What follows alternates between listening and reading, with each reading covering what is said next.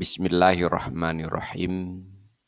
Hadis yang ke-30 dari 50 hadis sulasiat dengan judul 3 macam pengobatan versi Nabi sallallahu alaihi wasallam.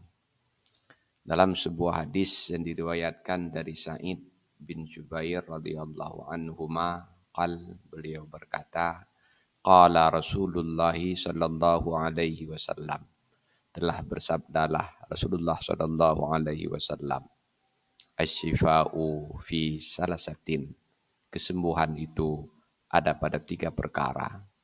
Syurbatu aslin, yang pertama meminum madu. Wa syartati mahjamin, dan yang kedua sayatan bekam. Wa qayyatun narin, dan yang ketiga sudutan api atau dikenal dengan kai.